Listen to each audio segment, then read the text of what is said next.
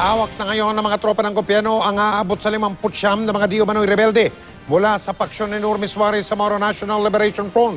Ang ilan sa kanila ay mga babae at mga minor de edad. Pero may mga todo ang pagtanggi na sila ay mga rebelde.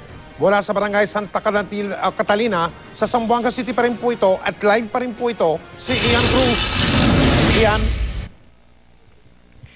Yes, Mike, isang linggo nga matapos magsimula yung bakbakan sa pagitan ng tropa ng militar at paksyon ng MNLF ay may mga tropa na ng MNLF na nahuli, napatay at sumuko sa tropa ng pamahalaan. Siyam na MNLF fighters ang bagong huli ng mga otoridad ngayong araw. Sa isang pasilidad sa Zamboanga City sila dinala para na rin sa kanilang seguridad habang inihahanda raw ang reklamong rebelyon laban sa kanila. Sa kabuuan, 59 na MNLF fighters ang magkakasama sa iisang pasilidad. Iba't ibang profile nila, mayroong matatanda na, pero meron ding talaga namang bata pa. 15 anyos ang pinakabata sa mga natanong namin pero itinanggi niyang kasama siya ng puwersa ng MNLF. Ilan sa kanila may mga bakas ng pasa at sugat. May iba naman na hirap maglakad. Sa mga MNLF fighter na ito, 3 ang babae. Baka sa kanilang muka ang matinding hirap at puyat na pinagdaanan. Itinanggi ng isa na kasama siya ng grupo ng MNLF. Naipit lang daw siya sa putukan. 2 naman ang umamin na kasama ng leader na si Ustad Jaber Malik. Wala raw silang armas at tagaluto lang daw sila ni Malik. Sa isang gusali raw, sa Lustre Street sila nagkuta. Huli raw nila nakitang buhay si Malik noong Sabado. Mula Sulu, napasama raw sila sa Zamboanga dahil may ipinangakong pera sa kanila si Malik kapag sumama sa marcha at pagtataas ng watawat ng MNLF sa syudad. Kanina, nagdala ng pagkain at inumin ang mga taga-DSWD Region 9 para sa mga arestado. Itong Sabado, kabilang sa mga nahuling MNLF, ang 2 MNLF sniper. May tama ang isa ng bala sa braso, nakakamuflage pa siyang pantalon at ang kamay niya magang-maga sa galos. Siya raw ang isa sa mga kinatatakutang sniper sa barangay Santa Catalina na ilang araw nagpahirap sa mga sundalo at pulis na nakapwesto roon. Nahuli lamang daw siya dahil naubusan na siya ng bala. Ang binatilyong ito, sabi ng pulis, isa ring sniper, 19 years old, pero tinanggi niyang pumutok siya laban sa mga sundalo. Nahikayat lang daw siyang sumama, kapalit ng pangako sa kanyang 10,000 pesos. Mayroon na mga pera. Tapos, anong gagawin dito dapat?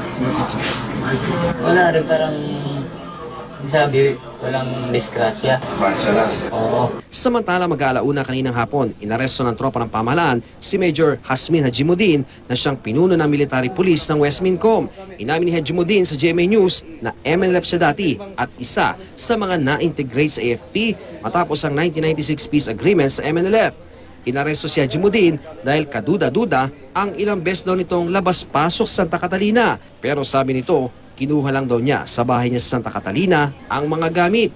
Isang baul na uniforme ng sundalo, mga baril at bala ang nakita sa sakyan niya. Kayo ba'y integri? Yes. Hindi kaya mapaghinalaan naman na sumusuporta kayo dun sa mga dati niyong kasama? No. Hindi ka sumisimpatya sa kanila, yung mga MNLF? No.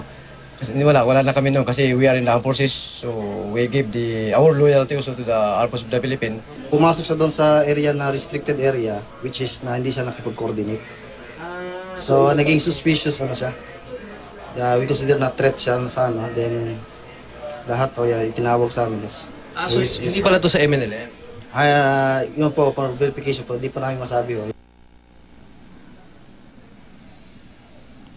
Mike, sa mga sandaling ito habang tayo ay sumasahing papawid ay katatapos-tapos lamang yung mga narinig nating mga putok.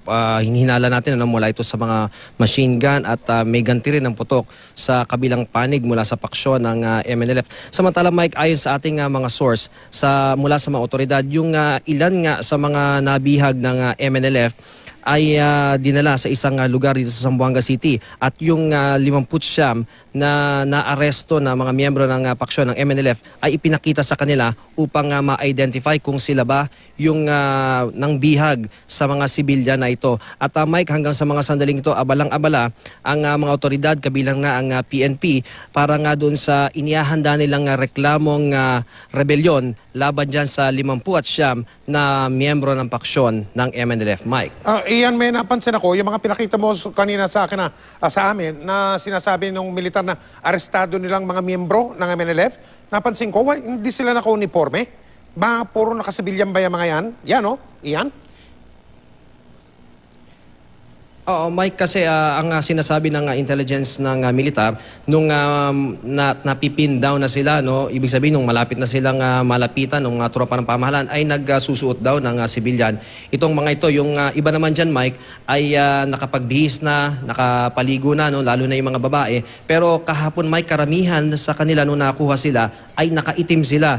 Yung dalawang babae, Mike, na nakita natin dyan, no, nakaasul at saka yung nakabatik na damit, nakaitim din sila, no, Mike, ano, at ang alleged nga sa kanila, mga lady snipers daw ito mga to. Pero tinanong ko, yung dalawang babae na yan, na hindi raw sila snipers, kundi sila daw ay nahikayat lamang na sumama para magmarcha at sila raw ay makatanggap ng pera mula nga kay Malik. Yun lang ang sinasabi nila, Mike, sa atin at tinatanggi nila na sila ay mismong lady snipers ng MNLF, Mike. Nakapagpakita na ba militar dyan sa sambuangan ng mga armas na kumpiskado nila mula sa sinasabing mga rebelde? Iyan? Kanina, Mike, dun sa pinuntahan natin ay hindi tayo nabigyan ng pagkakataon na maipakita sa atin itong mga armas na mula sa kanila, no? Kasi, Mike, pero dun sa mga area na na-cover na natin, mayroong mga on-site talaga na nakikita natin na may hawak pa na mga barel itong mga napatay na rebelde. At ang understanding natin sa presscon ngayong gabi ay ihaharap din ng pamahalaan yung ilan sa mga armas para nga maipakita naman nila kung ano ba yung ilan sa mga ginamit itong tropa ng MNLF, Mike. O, balikan natin yung mga babae na di ba mga sniper. Iyan. Paano raw sabi ng militar? Paano nila natukoy ng mga sniper nga yung mga yung dalawang babaeng pinakita mo, sniper daw yon? Iyan? Meron pa bang isa? Tsaka yung mama Mike, kanina. Yun yung medyo mahaba-haba ang buhok. na lumabas. Ayan.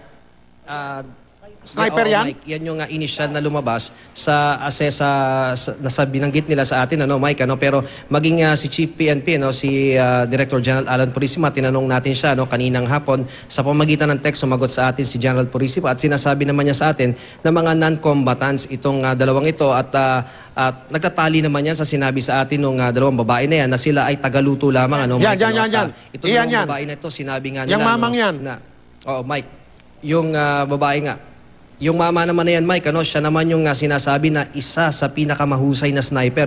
Ito daw, lalaking ito, Mike, ay ang nagpahirap daw dito sa mga tropa ng militar dito sa Santa Catalina. Kasi, Mike, marami nagsasabi, kung wala itong mga snipers ng MLLF, ay madaling mapepenetrate ng tropa ng militar at ng pulisya yung Lustre Street at yung iba pang mga lokasyon dito sa Santa Catalina at sa Santa Barbara at doon pa sa mga ibang lugar. Pero ang, Mike, ang nangyayari kasi, hindi makaporma kaagad ng mabilisan, hindi makalantad itong ating mga sundalo dahil malingat lamang sila ng konti, maaring tamaan sila ng bala dahil napakahusay yung lalaking yan, na mahaba ang buhok ay napakahusay daw bumaril. Talagang tatamaan ka kung talagang hindi ka alerto. Kaya naman yung mga snipers na yan ay isa sa itinuturing ng militar na malaking huli nila, dahil nga malaking bagay na walang sniper na tumitira doon sa tropa ng pamahalaan, Mike. Maraming salamat, Ian Cruz.